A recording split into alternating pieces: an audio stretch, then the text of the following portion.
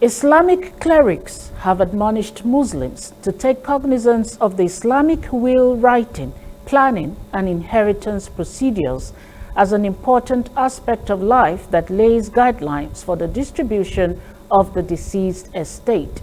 The Ulamas, who spoke at the quarterly Dawah workshop of the Lekki Muslim Ummah on the theme Will and Inheritance, explained that the will writing and estate planning and inheritance should be clearly documented to save the family bond after the death of the original owner. The speakers noted that Almighty Allah had placed importance on will writing and every Muslim must abide by it. While speaking on the sub-theme, Estate Planning and Administration in Islam, the Chief Imam, Lekki Central Mosque, Dr. Ridwan Jamiu, stated that there should be equity in the sharing of the properties left behind, and the fear of Almighty Allah must be taken seriously in the process of sharing. Now we already have law in place that provides for establishment of Sharia courts already. It is just the implementation that is remaining. And to let people know that yes, you can also make a will under Islamic law.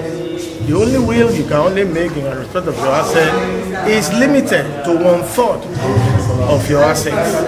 You can give it to charity, you can donate to anybody, you can do waffle from it, but the 2/3 has already been distributed by Allah amongst your beneficiaries, your children, your parents, brothers, sisters, that the disease was left behind. In conventional law, the testator determines the share of all his beneficiaries, whereas in Islamic will, the testator has no power to determine the shares of the beneficiaries. This has been determined by Allah in the Quran. Will can be compulsory, it can be voluntary. Then the third one is waqfu. Waqfu means creating a trust or endowment.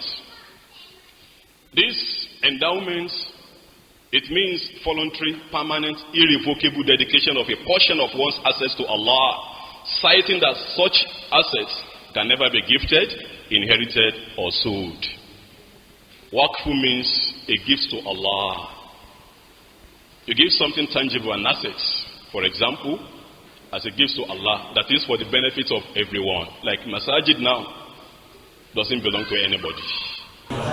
The essence is to pick topics that are germane to our existence and to our well-being as Muslims, in order for us to comply with the dictate of our religion. So, estate planning and inheritance, will and inheritance in Islam is something that we realize has been more or less pushed to the background, because in general terms, when you talk of will, when you talk of inheritance, people generally are tempted to say, I'm not planning to die soon. So, but as Muslims, we should know that whether we like it or not, we will all die.